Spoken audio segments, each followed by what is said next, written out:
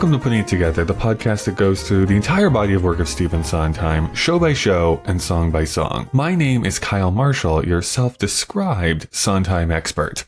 As you can see by the episode title here this week, we get to talk about one of the most emotionally devastating songs, I guess in my opinion, that Stephen Sondheim ever wrote. Luckily, we have a great guest here this week.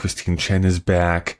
And I don't really have any news or updates to report here at the beginning of this week's episode, so we might as well just jump right into it. So here's my conversation with Chen.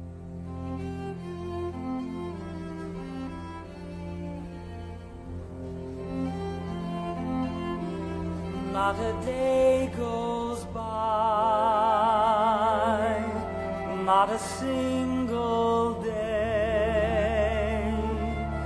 but you're somewhere a part of my life, and it looks like you'll stay. Chen, thank you so much for joining me here again. Hi, Kyle. Yeah, I'm happy to spend, like an hour plus talking about Merrily, We Roll Along. That's an exciting opportunity. Hopefully we'll not spend an entire day talking about this song, but I think there's a lot to dig into here. To jump right straight into it, what is your history with Merrily, We Roll Along? So I had seen it when I was in college. I saw it in Beverly Hills. They were doing a production with Wayne Brady as Charlie, and that was the selling point that my friend told me. He was like, oh, hey, do you want to see Wayne Brady's doing a musical? Let's go check it out. And I was like, sure. I kind of knew who Sondheim was by then because I had seen Into the Woods and I knew about Sweeney Todd and all that. But I was like, okay, I've never heard of this show, but Sondheim's cool. Go check it out. And the whole show, I was kind of just I don't know what the point of this was. Yeah. And it was interesting because the friend that I went with, she was a music major. And so after the show, she was like, I thought it was really interesting how they kept playing the same themes and they were using the same songs at the show. And me watching it for the first time was I noticed none of that. I was I noticed maybe 2 reprises happening, but I completely missed the whole Good Thing Going is the same one tune that they keep using and all that. So yeah, so I was like, oh, that's interesting. And I remember also her boss had helped her get tickets and they were like, oh, I love seeing what they do with Merrily Roll Along. I always watch it every opportunity because it's so hard to get Frank right and to try to make him someone the audience actually cares about. And I was like, I don't even know if I dislike him. I'm just confused. But yeah. This is the tough question that we've been trying to answer all season is the weirdness of this show, experiencing A for what you just did as a first time audience member. But even now that I've seen multiple productions, not live, but on video, right, and really listen to the lyrics, there are still some sections I don't know if I fully know how I'm supposed to be feeling at this point. Frank is a jerk. I don't want to just gloss over that fact. Is he the biggest jerk I've ever met? I don't know if I go that far. Yeah. I think also that was part of the issues with the show, and I think why the show is really good for reviving, because you can do so many different things with it, but also why it probably never quite works, because so much of the text seems like it's just going in different directions. Right. It could be that lost dream of you once thought you were going somewhere and you realize to get to that place you don't have to sacrifice all your integrity or whatever, but it could also be demise of a friendship. But then at the same time, it could even be oh, you did achieve the dream, and the fact that you are no longer friends with these people isn't necessarily a tragedy. I don't know your take, but in La La Land, I don't think it's a sad ending. I think it's just oh, this happened, which I think you could also portray Merrily in that sense, but I think most productions do have Frank be very regretful about the way things went down. Yeah, I think the newest updated version, definitely. I think that's what we're supposed to feel. I don't want to ruin an upcoming appearance on this show, but I did have an interview with someone who said the whole point of the show is actually the last song. If you as an actor at least are getting lost in the show, you always have to remember, hey, these characters start with our time with this bright-eyed optimism.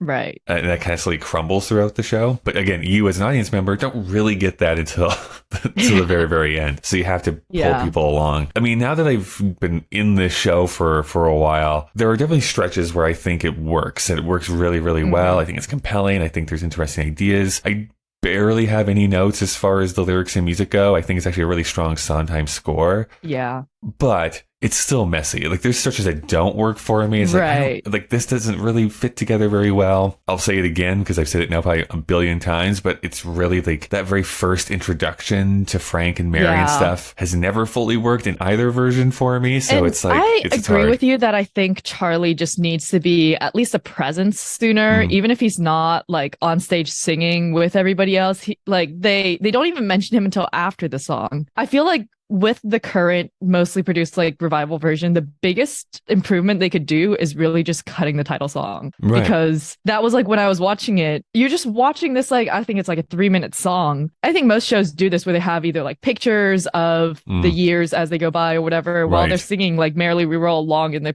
countryside for like 3 minutes, and you're just like, I still don't know what the show is. And then you get to that Frank, which is like, I mean, I personally prefer Rich and Happy as an opening number, but that Frank, it's also like, okay, cool. So this guy's successful. But even though like looking back on it after you know the song, you kind of can tell that, oh, this is maybe not completely genuine, or they're either just super vapid and very like surface level. I don't think it's immediately apparent when you like first see the song. So there's nothing really for you to like grab onto in terms of like, oh, this is where the story's going. Whereas for Rich and Happy, there's already disconnect between like he's both lying to himself and to the world that he's rich and happy, while everyone else is like, wow, his movie was terrible. Like, how can you even recover from that? And so I think that immediately makes it a little more interesting. That starting point is just tough to enter into. Well, I guess to more fully answer this question here, then, like for you, do you consider Merrily We Roll Along a failure? I mean, I feel like it's hard to consider any piece of art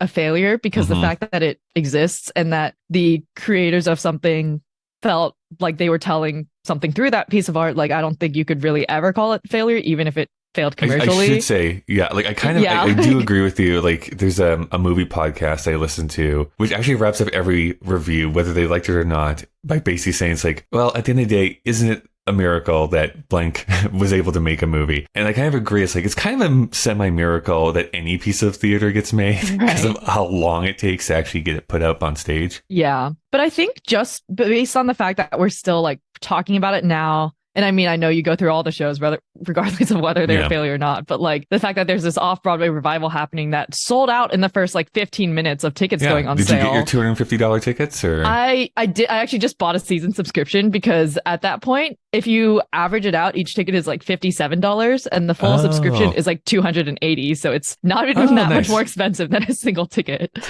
So yeah, I'm going to all the shows from New York Theater Workshop this season. Amazing. But yeah, I'm really excited about that. We'll see how that goes. But yeah, the fact that that's such a big thing, the fact that so many regional productions have happened and so many big people have been in them, like at the Kennedy Center in San Diego, in London, like it still obviously resonates with people. And I feel like the fact that people are still talking about it, that it hasn't just been like lost to the like Broadway flop recycling bin. I wish I knew a little bit more about Broadway history, because I would be so curious to know, is there another like quote unquote like flop that has had this successful of a career after that initial flop? I think actually like Chess is probably a good one too, because it has a lot of similarities in the case of like, it's one of those shows that they're still tinkering with. They just also did it at Kennedy Center a few years ago, and they moved around the order of a lot of songs and stuff like that. And it was also like, but that was also interesting where it was technically a hit on the West End. And then they, for some reason, decided to change a bunch of stuff to bring it to Broadway, and then it flopped. But it was also one of those things where everyone's like, oh my God, the score is so good. Nothing is so good, it lasts eternally. Perfect situations must go wrong, but this has never yet prevented me wanting far too much for far too long. Looking back. Well, Merrily, I think I'm right on this, is like, does flop on Broadway, but like wins the Olivier when it goes over to the West End. So it's like, it did well in its future life. Yeah. Do you have a love for either of like the main versions of Merrily We Roll Along, whether it's original Broadway cast or the updated version? I definitely listened to the original Broadway album the most. I think the orchestrations are great there. I think all the performances are really more interesting there to me too. I actually think I like it with younger performances more. You know, the first act is a little like, okay, they're definitely playing at being grown-ups, but I think the second act just hits so much harder and like it feels like more of a payoff. For this, I've been listening to both the York Theater version and the Encores version more, and I have found more to like about them. I didn't really care that much about that Frank before, but I definitely like it a lot more now. And I think they do make some really smart updates to the script where they have the scene preceding always has a hint at like the scene that you're going to see next, which actually happened like chronologically before in time. And I think they did a good job of like having that through line more. The cast album, I do prefer the original, but the Encores overall, like both the cast album and like the script and everything, I think is probably about as close as you can get because the Encores cast, they also reorchestrated it from the York Theater version, which I do appreciate. And I will say the Encores version, what is nice if you're a new listener is it does give you a bunch more book scenes. So if you're one of the people like, I want to know how the show kind of works, you're going to get a better sense of that if you listen to the Encores version versus any other ones because they don't have those interstitial talking points sometimes. Yeah, you get the intros to the songs and you sort of have more context of what they're doing in each song. Especially when we're talking about this song, it is pretty different between the original Broadway cast and the updated versions, basically because of who they choose to sing what part. And did you see that? So in the original Broadway version, it's Frank that sings Not a Day Goes By. And then in the like newer version, it is Beth that sings it. And it's when they're getting their divorce. But did you see that originally it was always meant to be Beth's song? Yes. And they took it away from the original actress. Yes. Yeah. Because they thought she couldn't sing it, which is kind of sad. But also they recast Frank completely. So I guess, you know, she still got to stay in the part. Are there any themes from Merrily specifically that like are resonant for you at all? Okay, the other part I do like about the original Broadway is this like graduation scene bookend. I'm totally like pro Hills of Tomorrow, personally. It totally has to do with, again, like starting cold on either the song Merrily We Roll Along or that Frank just really doesn't work for me because I was like, okay, so we're going back in time. But I think having that graduation scene, especially in the beginning, really gives you a reason to go back in time because it's like, oh, he used to be this really like also idealistic, had a lot of goals, had a lot of big ideas. But then now he's there telling essentially his younger self, be a realist. You got to be pragmatic. You got to do the best that you can. It's not about doing your best. It's about doing the best you can. And then when they start saying things like, how did you get there from here or get here from there? What did it take to be you? You know, all of that. It sort of like gives you a reason to start going back in time. So I think that is really interesting, just comparing your younger self, what you thought you were going to be to where you ended up and to how your goals have changed, how your life has changed. I think that is the primary theme for me to take away from this show. But at the same time, also, like I do also really like the song growing up and realizing that your goals can change and that's okay. And maybe sometimes the people around you don't understand that, or for them, it's not the same case. And sometimes that just happens. Like that's something that is part of life. Can't necessarily be too upset about it, but you just have to figure out like how you want to deal with it and whether or not you want to save those relationships and like still have that be something that you continue on with in your life. Maybe not to paint with too broad a brush, at least for me, I think that there are different times in my life that I have been, say, a Frank or a Charlie or a Mary. Like, I feel like I've been one of those characters at different points in my life. I think one of those themes that has become so fascinating for me from this show, yes, it's okay to change your mind, but that doesn't mean it has to be at the expense of the people in your life either, right? That's the hardship with Frank is like, I'm changing what my goals are and I'm going to push everyone away because of it. And I think the other thing was, though, with Frank, where he is like a yes man. Like he does say, he's like, I made one mistake over and over. And it was always saying yes when I meant no. And I'm always shocked by this. Every version that I've watched of Merrily, which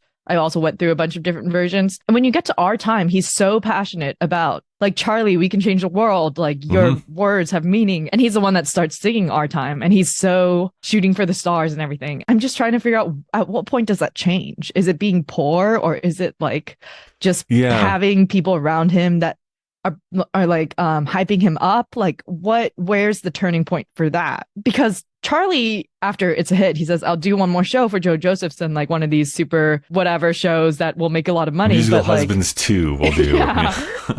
But then after that, like Charlie still always has his eyes on the same goal. The thing is, though, with Frank, that he never says like, oh, it's okay, like this is no longer my dream, like I just am happy with being rich and famous. Like he doesn't say that though, because he still says like, after this one, I promise I'm gonna get back to writing like the real stuff, and he never does. So he has not lost sight of that dream necessarily. He's just lost track of the way to get there and to get back on track with how to do that. And I think it's just because like who he is as a person, with always needing to like chase the next high of like having its success, or maybe it's just being surrounded by famous people or something like that. But I think that's the like most interesting part of Frank. I do think struggling for Frank really was like the worst part of his life. Yes, he might have been like having fun. Yes, it was him and Charlie, but he really did not like the struggling piece of it. Anytime that he's reminded of that past, like he actually remembers bad times rather than good ones. In a way, I wonder if it's almost just too subtle that George Firth and Sondheim are working at here, because the one thing that I noticed here recently in that blob scene, the way that he introduces Charlie at that party, because he says, here's Charlie, here's the man who writes my lyrics. Yeah. Which is such a weird way to phrase that. And it is weird because Charlie wrote the plays first that they wanted to do to turn into a musical. Right. And so if anything, he's writing Charlie's music. It's like Charlie wrote the play already.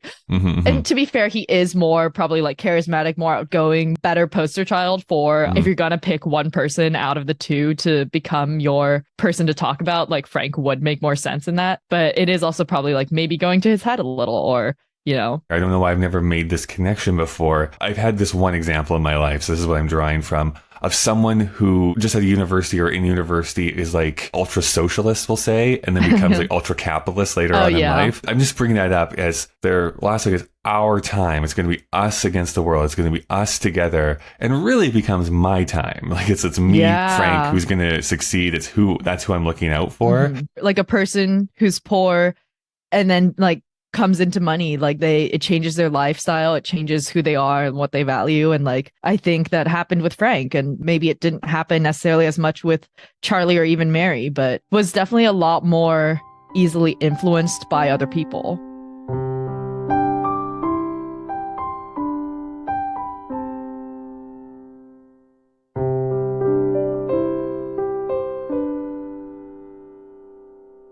Hey everyone, just Kyle breaking into the conversation to tell you about some of the people and organizations that help this show continue to go. First and foremost, if you'd like to help support the show for absolutely free, you can give a rating and review on whatever app you listen to podcasts in. That's greatly appreciated. And if you'd like to help monetarily, which will only help to grow and make this show better, you can do so over at our Patreon page. Please do not donate if it impacts you negatively financially.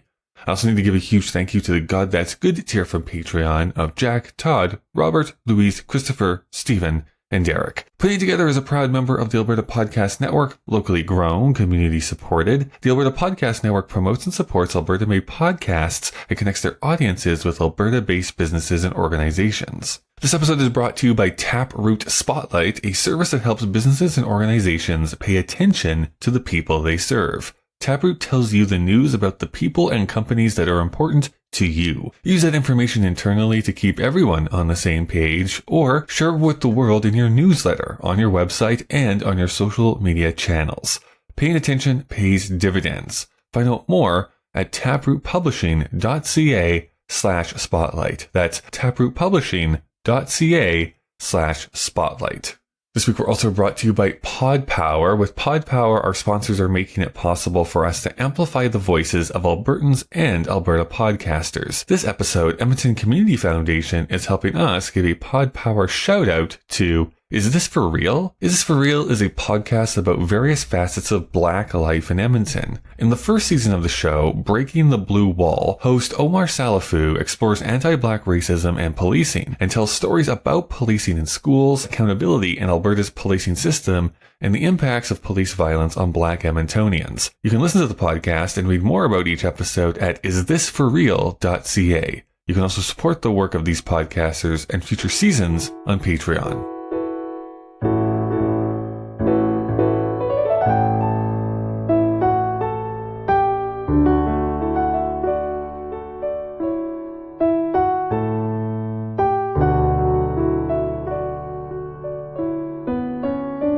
what song are we actually talking about here today? Well, today we are going to be talking about Not a Day Goes By. That's right.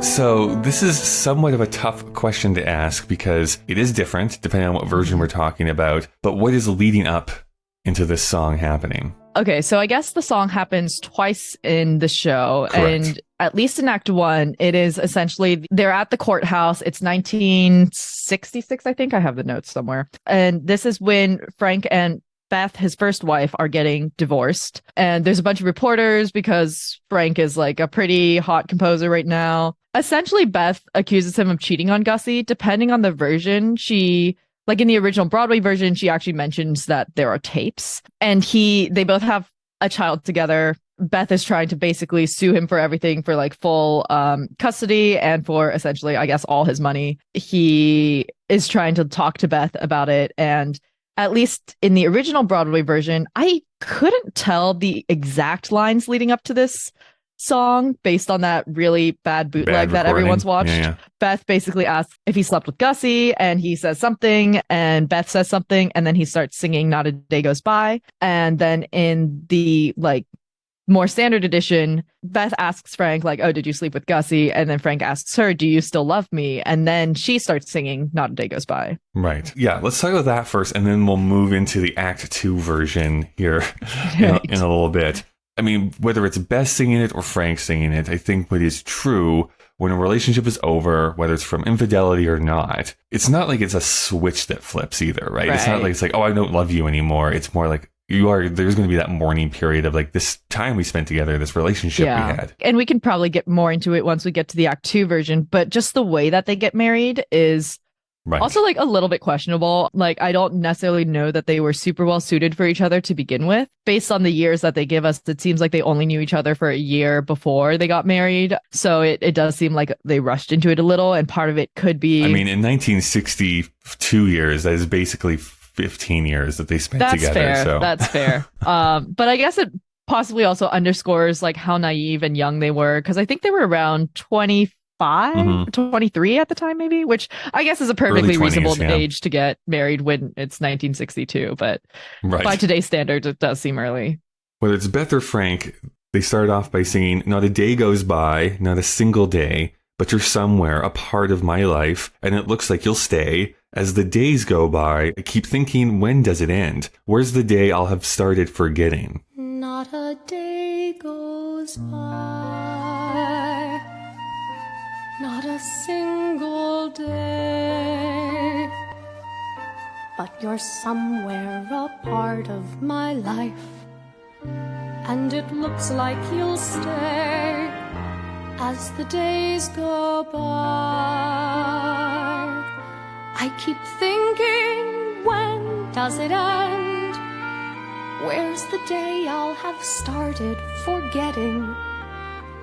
But I just like you said, it's not like a switch flips, and some people are able to move past infidelity. In this case, we don't know if it was just one occasion or if it's been happening a long time, or like we don't have context into any of that. But it is enough that Beth has decided this is the end of it. This is an interesting direction to take that. Because, there's always the traditional, like, till death do us apart. And, like, every single day is the idea. It is sort of like, I keep thinking, when does it end? And I'm trying to talk about this without talking about the later version of this song. But so much of it is in contrast to that version of the song because they do use very similar lyrics. The part of this section, at least, when she says, you're somewhere a part of my life and it looks like you'll stay. It also reminds me of that one scene in Company where they're talking about, like, Bobby is talking about how she doesn't want to get married. And she's like, oh, well, like, once you've been married, you'll always have been married. It's not like you can ever not have been married before. And so it's sort of like it now bestows you with this title of like, you're now a divorcee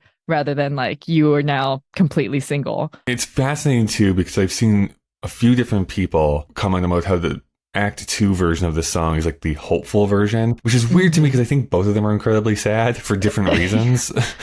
I just find them incredibly, incredibly tragic and sad. The song is one of my favorites. The song that it actually reminds me of, though, it's like a subdued version of Losing My Mind is how I've always read this song. There in Follies, Sally's literally saying, like, the sun comes up, I'm thinking about you. Like, the evening comes, I'm thinking about you. And in this scenario, it's like, she's singing, when do I get to forget about you, right? It's like I'm still in that moment of like I'm thinking about you when I wake up and in the afternoon. And the tricky part here is they also have a child together. So again, if you've been in this type of situation, or if you have friends who've been in this situation, it's like you don't get to have a clean break. You are always going to have this person in your life because you have a child with them. Right. So that's the part about her that I think she's struggling with in this case, even though the lyrics don't change all that much in this situation right now. She's like, God, like I just want to get to the part where I can forget and not have to think about you every day. This is kind of a completely different tone, but are you familiar with the song Paradise by the Dashboard Light? Yeah, from Meatloaf, right? Yeah. Let me sleep on it. Let me sleep on it. I'll give you an answer in the morning. I gotta know right now, do you love me? Will you love me forever? Do you need me? Will you never leave me? Will you make me so happy for the rest of my life? Will you take me away? Or will you make me your wife? I gotta know right now, before we go any further. Do you love me? Will you love me forever? What's it gonna be, boy? Come on, I can wait all night. What's it gonna be, boy? Yes or no? What's it gonna be, boy? Yes or no? Let me sleep on it, baby, baby. Let me sleep on it. Well, let me sleep on it. And so I think that song is honestly like a theatrical, like a 3-act song. Perfect. But in the song, it's two very young people like hooking up in a car. Yeah. The girl is basically like, oh, like before we go any farther, will you promise to love me till the end of time? The guy is like, you know, he's like very horny and he's like, you know what? Yes, like let's do it. And then it cuts to, and now I'm praying for the end of time. Because he's like, oh, well, like, I made this promise and now I have to see it through. And I mean, it's a very different tone than this song, but that is also what that just reminded me of. No, what you're saying is that you wanted Meatloaf to come out and sing Not a Day Goes By. That is what. Pretty much. Just punch up this musical a little bit. I mean, if he did it in 1981, maybe it wouldn't have flopped, is what I'm saying. Maybe. Also, if we think about like Frank singing this song, it does give it a slightly different connotation because Beth is obviously very justifiably like very angry, very sad, very devastated by the fact that I thought this could have been, you know, like not a day goes by where I don't love you and like we're in this marriage. But rather than that, like now she's sort of betrayed that it's now not a day goes by where I have to remember our marriage and how happy we used to be and also how it ended. It actually changes a little bit. When do I get to start forgetting that I made this decision or made this choice? When for her, it's like, I just want to forget you, the person. Right. And when Frank sings it, it's like, when do I get to forget this action I took? Yeah. And to be fair, also earlier, like Mary warns her, like, hey, don't leave him alone with Gussie. And Beth is like, oh, well, I wouldn't want a man I couldn't trust. And she does say earlier in this scene as well, she's like, I knew that when you met Gussie, like this could have been possible. I could have stopped it from happening. So she's also, I think, trying to forget that fact and like how she also feels like weirdly guilty. Frank is just like, oh, look at this mistake I've made that has ruined my life or ruined my marriage at least. And now I have to deal with it for the rest of my life. Hey, he gets to go on a cruise here pretty soon, so he's doing pretty good. Yeah, when I said ruin my life, I was like, did it though? I do think he is devastated, though. I don't want to just gloss over that fact. I do think that Frank does feel remorse in this situation, but it's not like he's down the dumps for that long before he gets. I mean, he does keep talking about how poor he is, but he also like when he says that, he has just bought like a new penthouse apartment or something. So I'm like, are you really? They continue singing on, but I just go on thinking and sweating and cursing and crying and turning and reaching and waking and dying. And no, not a day goes by, not a blessed day, but you're still somehow part of my life and you won't go away. But I just go on thinking and sweating and cursing and crying and turning and reaching and waking and dying. And no, not a day goes by,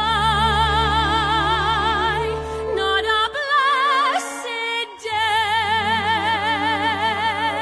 but you're still somehow part of my life, and you won't go away. So there's hell I think it's just like a really, actually this part, now that you mention it, does remind me a lot of Losing My Mind. Just like all the actions that you do when you feel like you are losing your mind because you don't know if you can trust what you perceived as someone to have been saying they loved you. Because now it is sort of like, oh, like, were you ever actually in love with me? Was this real? And especially given how their relationship came about, where they kind of got married just because she was pregnant. And it does like leave a lot of room for doubt. So now it is just, you know, this list of actions that she's been going through. And I think it puts it in a really simple and concise way, just how much turmoil she's had to go through because of this. And it seems like she really had a lot of time to just like feel those feelings. The two lines that are so emotionally devastating are that turning and reaching, waking and dying, which is, I mean, I guess you could read this in multiple different ways, but how I've kind of interpreted it, not to get too personal, I suppose, but like if you've ever slept in the same bed as another person, like there's a moment where it's like, if they're not there anymore, it's like you read, oh, they're not there. Like it's become second nature for you. Then waking up and realizing, hey, someone's not here, and you kind of die inside. So it's like, sometimes able in like whatever that is, 6 words, 8 words, in 8 words, like just emotionally wreck me as a listener, which is an achievement. Yeah, and just the way that, like Sondheim famously hates list songs, and I'm not saying that this is a list song, but this is like, I guess, a list verse. A singer can do so much with this, and you're always told if there's something that's really repetitive, you do want to change it up between every iteration of it. And so hearing like someone perform this song and the build that they have and the like sort of the arc of how they sing this list of actions, and to end with like and dying, that can be totally devastating. Well, I mean, my first introduction to this song in particular was Bernadette Peters singing it at, is it the 80th anniversary or the 80th birthday? I think it's the 80th birthday. And it feels like she's going to punch somebody. Like she gets really angry in this portion. So, which is kind of what you need to do to act this song appropriately. And it does say, like, the stage directions say with increasing fury. It is meant to be for sure an angry song. To bring it back to like when Frank is singing it. Yeah, I don't think they changed the lyrics at all for Frank to sing this. No, not this section. And so for him to be like, this must also be like but how do you feel as much sympathy for Frank in this section? No, that's what I mean. I think this is why I'm pro Beth and why it should be Beth that sings this part. Yeah. It kind of doesn't make any sense to me for Frank to sing this. Not really, at least. Yeah. At least not in this part of the show. It makes more sense for him to be singing it in this Act 2 version. Right. If Beth is singing it, like, yes, this should be an angry song, but more, I guess, if Frank is singing it, it has to be a regretful song, because otherwise it doesn't make sense for him to be angry. And it's every day, I guess, he's like turning and reaching and waking and dying. And it's, again, he's just reminded himself of this like mistake he's made. But then, of course, he just like goes on a cruise to meet up with Gussie again. So, which you could do, which would have to come like with written permission from the estate of Stephen Sondheim at this point. How I would do it if you absolutely needed Frank to sing this for whatever reason is to change it from, but I just go on thinking and sweating, you're cursing and crying, you're turning and reaching, you're like change the that tense. So it's like he's thinking about her. So it's still regretful. He can sing it as he increasingly more and more sad, but he's not getting angry. Right. Which is what Beth would have to get angry, because it's her that's experiencing those emotions. And it would be like he's sad for her rather than like, that would be really interesting. How about the word blessed? This is going to pair very nicely again with the Act 2 version of this song, but I think it's a very interesting word to use. When we talk about the Act 2 version, that's their wedding day. And so it makes sense that, oh, this is a blessed day. Blessed day, yeah. And it is also, I guess, like, if they ever get remarried, either of them, like if they have another wedding, there's got to be a part of that reminds them of their first marriage and their first partner and like all of that. And so it's even on a day when you're supposed to be happy and you're supposed to be moving on and finding it like joy in a new partner, there's got to be a part of you that can't get away from this first partner. This is like what I find so fun about the English language and why it's so hard to learn. Yeah.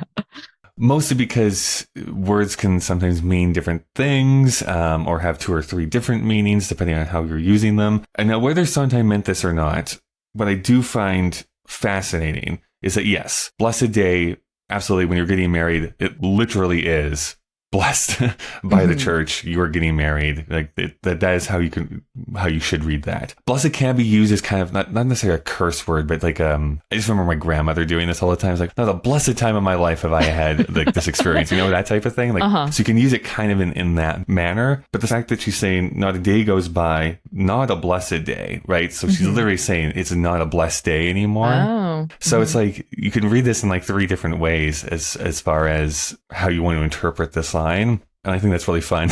Is it always blessed when it's used in the adjective form instead of blessed? Like blessed is always a verb and blessed is always an adjective? That is a good question. I don't know, because that's also in the song, they do use it as a double syllable, right? Not a blessed. Yeah, they use it as a double syllable, which is also, yes, interesting because you could say blessed as a single syllable too. Right. Huh. Interesting. I don't know.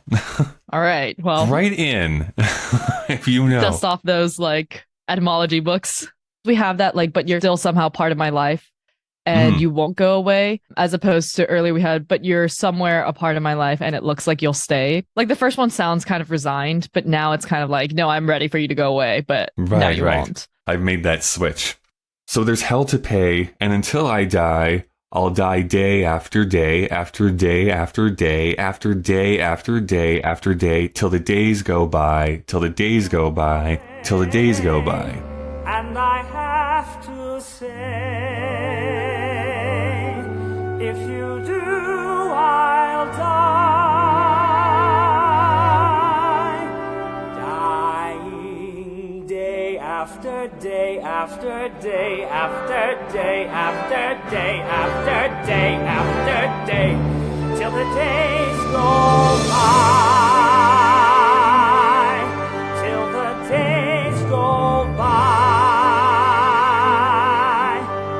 till the days go by.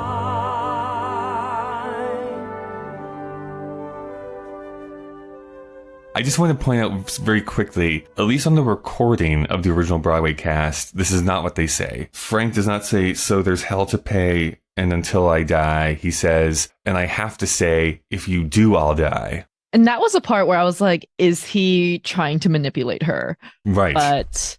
But he just plays it so genuinely that I feel like he's not, at least not consciously trying to do that. It is more still just him sort of like talking about himself. But I do agree that that change works better for Frank. He does. I guess the harder part too, because again, this show is going backwards. We've already seen the scene, like before this is going to be, after this whole time, where he's getting with Gussie. She's like convinced that she's leaving her husband. They're getting together sort of thing. So I don't know. I guess I don't know what I'm asking for, but I guess I feel like he should be more broken up than in that scene, if you're going to have it that way. And I wrote this down because, when Beth sings it, she sings like, I'll die day after day, whatever. And I believe that. I truly believe that she is going to be broken up for this, like for a long time. And she also gains custody of Frankie, their son. And so, that's also kind of a reminder, whereas Frank gets to go off, on a cruise, like we mentioned. He gets together with Gussie. The only time he ever mentions Beth after this is when he's talking about how much money he needs to like give to her.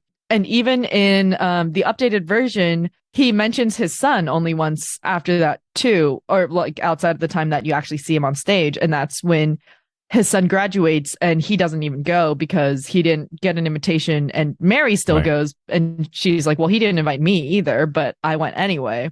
And that seems like something that he could have done as a parent, but decided like, oh, well, I wasn't invited, so I guess I won't go. So he really seems like he was like, yeah, you know what? Like that was a different part of my life and I'm moving on now. Okay, so that's how it is sung here in Act 1. Oh, I guess just before we move on, I guess, as much as there's no huge change in like lyrics, it's basically saying the same thing over and over and over and over again. Great acting moment where you can like build that with intensity. So Act 2 happens. How is it different in that, like, what is the lead up here into the song in Act 2? They've just had a showcase of their review, Bobby and Jackie and Jack, which I'm sure you'll talk about in a later episode. Yep. And they're kind of riding high because Joe Josephson, this big producer, is there. And they've decided, and honestly, I've always thought this was a questionable choice, but they're going to get married in the upstairs room at the downtown club, in the same like club that they were just performing in. Beth's parents are there.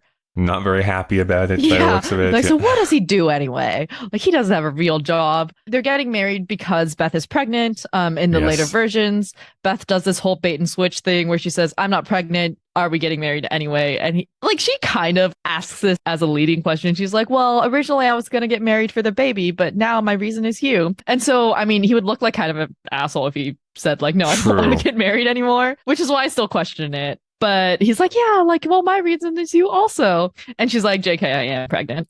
And I just wanted to be sure. Beth's parents literally offer him money to not marry her, which is also a choice. Just to go back to the Beth thing, can I just make a PSA? Don't pretend that you're pregnant if you're not actually pregnant.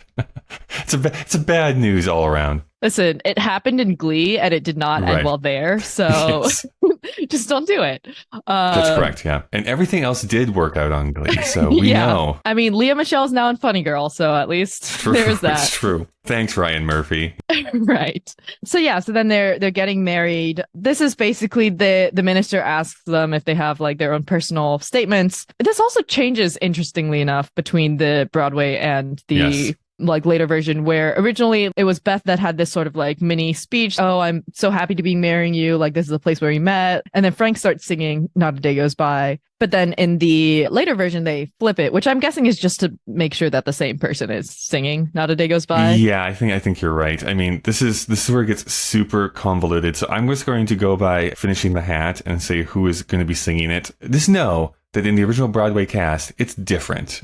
It's different people singing each section, but still 3 people singing it, because the added thing is that Mary's sitting in this chair off to the side, also singing along with these 3 people, because who does she actually want to be with? Frank, who's getting married. Yeah, which I have a bone to pick with George Firth over Mary's entire storyline. I think he could have done that storyline better without Mary just being sad the whole time. Yeah, I think there needs to be a bit, like, I mean, I know that this is a bit of a 2022 like point of view. I can believe that someone would hold a torch for somebody for like years and years and years. I need a bit more of why Mary has such a torch for Frank. But does she have to be so sad about it at the end? Like, it's like in the first scene at the party, whether it's Rich and Happy or that Frank, they specifically say she is fat and she is drinking and she is like, and it's like, does she have to be that way? Like, she is a successful author and she's a successful critic. She doesn't have to be that pathetic to use a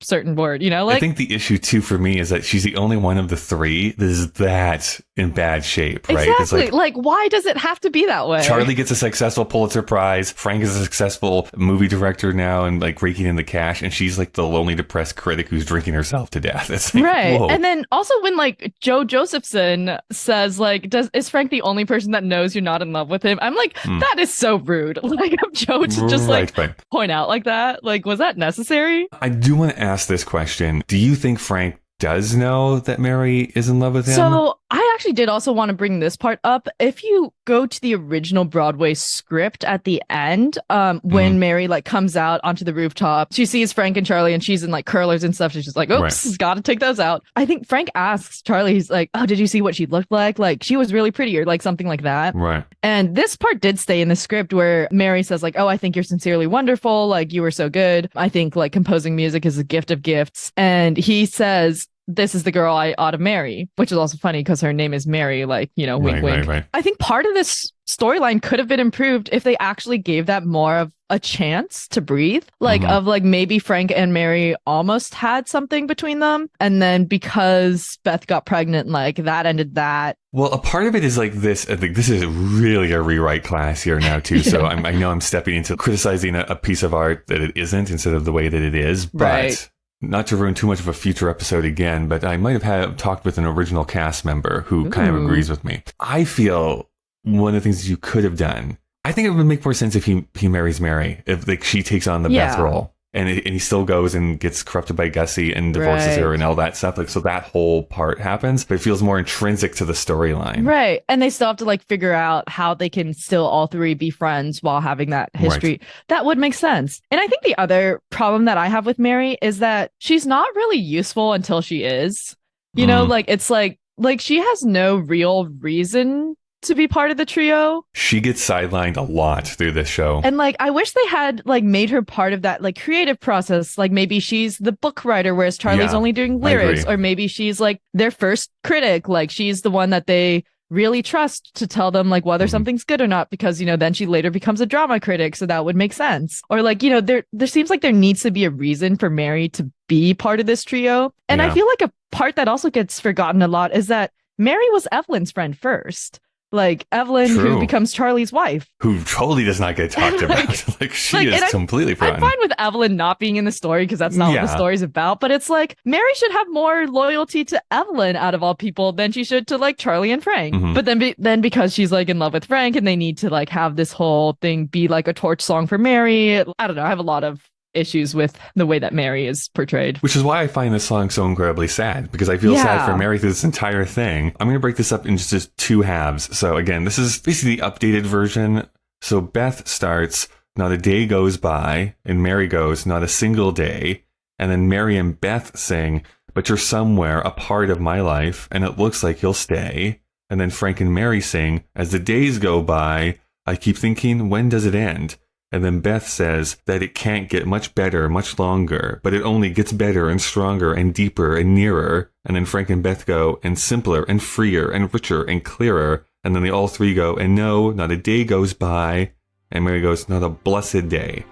Not a day goes by, not a single day, but you're somewhere a part of my life, and it looks like you'll say, as the days go by, I keep thinking, when does it end? that it can't get much better, much longer, but it only gets better and stronger and deeper and nearer And simpler and freer and richer and clearer, and no, not a day goes by, not a blessed day.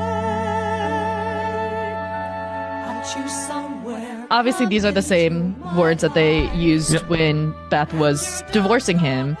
And it is just like, you know, when you're getting married, you're presumably, because I've never been married, full of like hope for the future. And like, you know, you're like, I can't wait to spend every single day with this person. Like not a day goes by where I won't be married to you now and where I won't be like in love with you. And, you know, and it's like what they think is going to be happening. Whereas like Mary now knows, okay, well, if this marriage works out, then there's also not a day goes by where he will be in love with me because he's now married Beth and he is in love with Beth. And it is just so sad because like I feel like there's sort of two schools of thought when you have unrequited love like that, which is either, okay, well, I want them to still be in my life, or you could just cut them off completely and be like, I need time to get over them and like to not be around them so much. But then you get to the, I keep thinking, when does it end? From Mary's side, like that could be either when would their relationship end, like, and would that give me a second shot at being with Frank? Or it could also be like, when will these feelings for Frank end? Because I'm now just stuck with being in love with him while he's married to someone else. It's this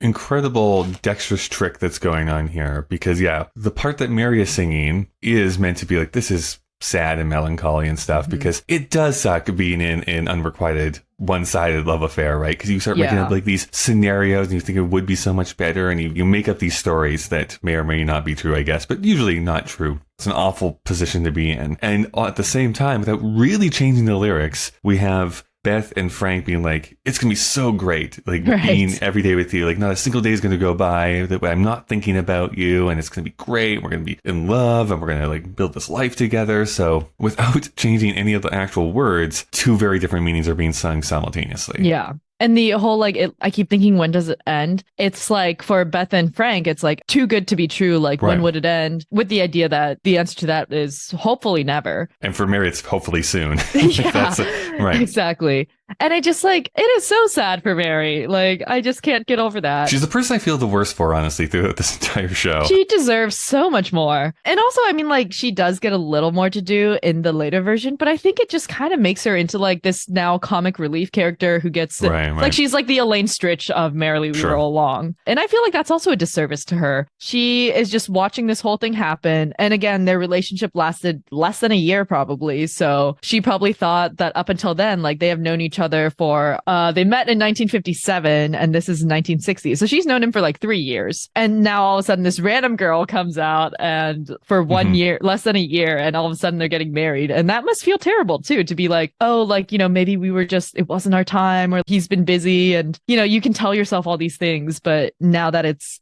actually out of reach. This is why you never encourage your friends to do a review, okay? You just, it's always bad news to do. Never do a review and never go on a cruise. The only last thing I was just going to say, but you know, we saw that list of things as the person going to get angrier and angrier in Act 1. And here it's getting like happier and happier as it's like, it's simpler and freer and richer and clearer. And like, here it's all adjectives, whereas like in the other version, it's all, I guess they're technically gerunds, but it's all like actions that they're doing. And I guess it's also like, because here they get to describe what their relationship is going to become and how it's going to evolve. Whereas in the earlier version, they no longer have a relationship. So it's all they have left is like what they can do and what the physical things that they've been doing are like, and that they've been going through, because they can't say like, oh, our relationship's going to get better, because it's not. Here, they still have that hope that every day, like, you know, day after day, our relationship will be freer and richer and clearer. And they have all this hope for it, which, you know, we now know will never fully manifest. Taking these two songs is probably the best example of like the theme of the show is trying to really communicate what you start off believing versus what you end up believing in your life, and done so interestingly because, again, very little of the actual words have changed between the two. There's very specific words that get changed. Melody is the same, and the broad strokes of it is the same thing. Here's how it ends, though, with Beth and Mary singing, "But you somewhere come into my life, and you don't go away." And then all three say, "And I have to say, if you do, I'll die." And Frank and Beth go, "I want day after day after day after day after." Mary is overlapping at this, saying, "I'll die day after day after day." They all come together saying, "Day after day after day," till the days go by. Then Frank and Beth, "Till the days go by." And then just Mary, "Till the days go by." But you somewhere come into my life, and you don't go away. And I have to say, if you do, I'll die. I want day after day after day after day after day after day after day after day after day till the days go by. Days go by till the days go by.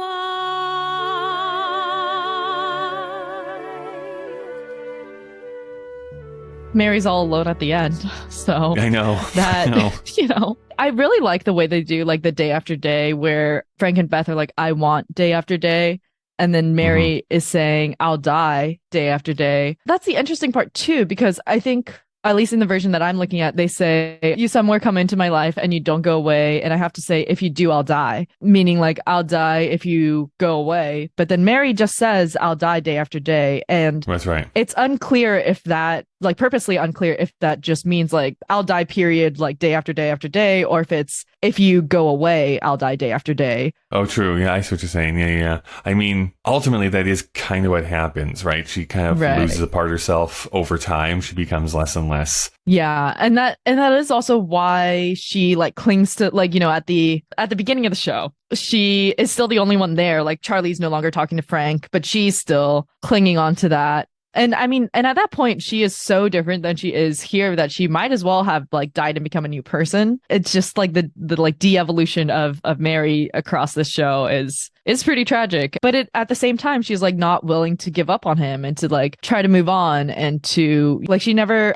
outside of opening doors, she never really talks about like trying to date someone else or trying to. Or actually, no, she does. She lost 180 pounds. So forget about that. Right. But still holding this torch for Frank. And she has just like been dying day after day. But I also thought it was interesting when Frank and Beth say, like, I want day after day. The unspoken part of that sentence is like, I want day after day together. When you get to the divorce scene and she says, basically, this is part of my life, like day after day. So it's almost like she did get what she wanted, but like not necessarily in the way that she wanted it, I'm sure, because now she's sort of stuck with that. Do you know the concept of the monkey's paw?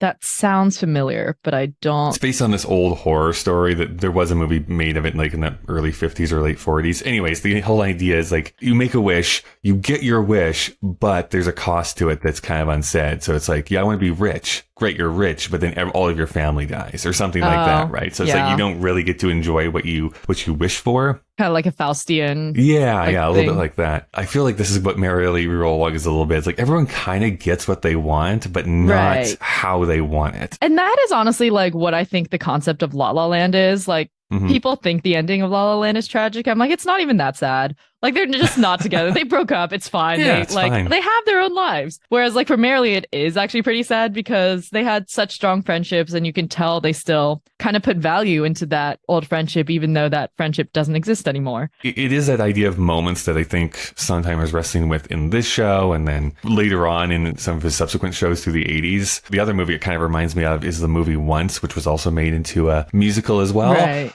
They don't end up together at the end of it. Like it's right. So they just have this beautiful moment of time, whatever it is, a few weeks together, and then they separate and live the rest of their lives apart from each other, which you can see is sad. But it was like the point of this is like it was great for that time, and then they just have to learn how to not be with each other anymore. And it's like, you know, and that's realistic. You're not always going to have all the same people in your life for your entire life. It would be nice if that was the case, but it's just not the reality for most things. I mean, I prefer that kind of story to Mary being in love with Frank for 20 years and Joe Josephson pointing it out to her like...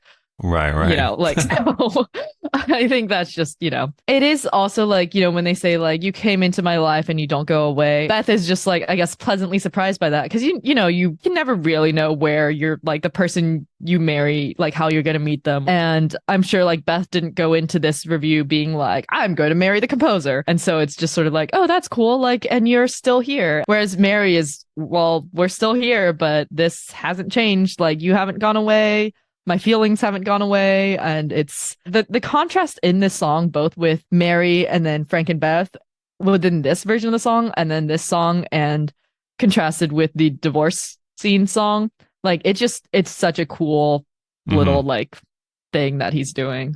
So I guess when we're taking a look at this song in the totality of the score, how would you rate these songs? I mean, are they top 5, middle 5, bottom 5? I think these songs work best when you have both of them to sort of just like give perspective to the other. And so as individual songs, I don't actually care for them that much. The divorce one is definitely a great torch song. I mean, like Bernadette Peters just like devastates you. In the overall score, I'd say probably like middle, like maybe a slightly upper half of the middle. But like I'm never excited to listen to these. So Gotcha. Something that you revealed to me before we started recording is that there was a recording made of this pre the show coming out. You know, I said erroneously, I guess, on a previous episode about like, why didn't they record more pop songs from the Merrily Roll Along score? It seems like it would be open up to some of the pop stars of the day. So Carly Simon did apparently do a cover of Not a Day Goes By, which is basically just a straight up cover. Like she doesn't do anything like super different as far as like flourishes and stuff goes. But I guess maybe I'm answering my own question in that it didn't really chart from what I can tell. So maybe that's why more of the singles were not picked up from this score. It is interesting because I wonder, people in the 80s who were like, you know, regular people must have at least had some idea of who Stephen Sondheim was, like outside of the theater community, because, you know, I mean, I guess to be fair, they probably wouldn't have known his name from Send in the Clowns because so many pop songs today, you don't really know who the like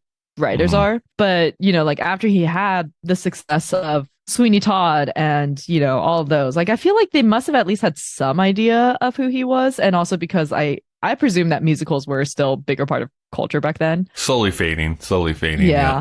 So it seems a little surprising that I feel like, I wonder if they just didn't promote it as that. Like maybe Carly Simon just wanted it to be part of her album and it was just like a low key thing rather than being like, get a sneak peek of this new song from the brand new Sondheim show, you know? Because like, I feel like if they did that today, it would have been like kind of exciting. God, like nowadays, it's like Carly Rae Jepsen would come out with a cover. It'd be on TikTok and like all over in my face, like constantly. It'd be like impossible to miss. So the other question I've been asking to wrap things up is: pretend that I have invented a time machine, but there's only one thing this time machine can do. Really, really bad design.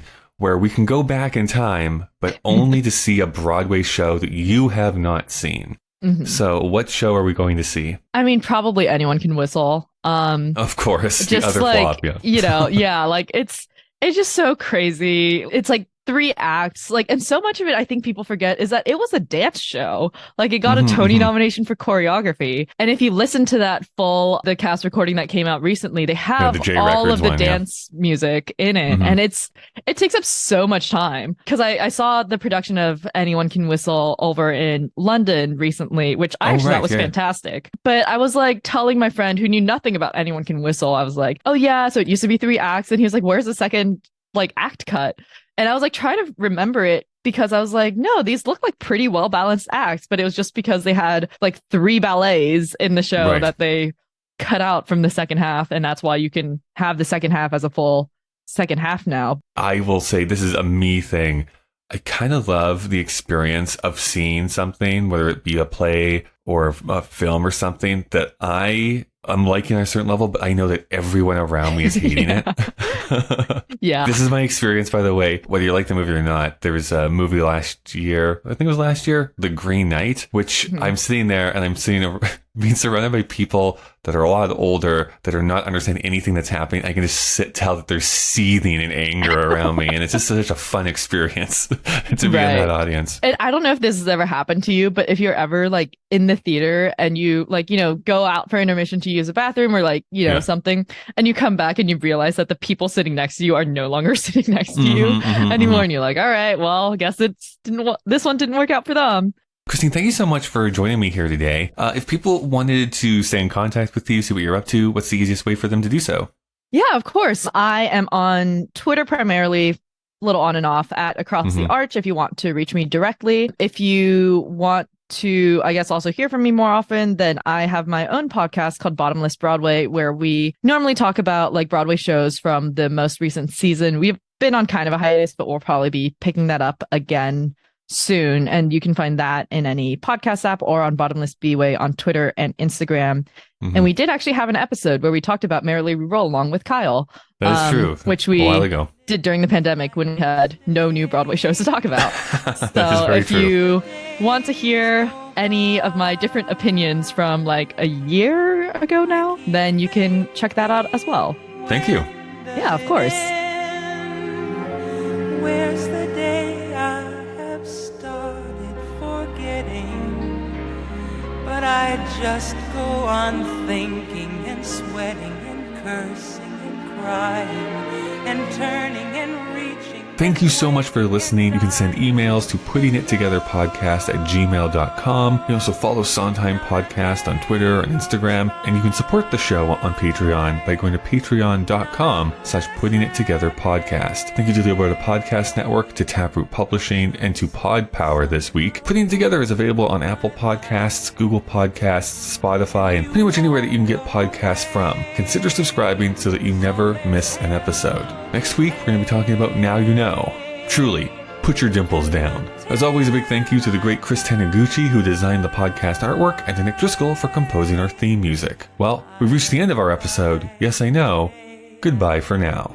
After day after day after day after day after day, till the days go by, till the days go by, till the days go by.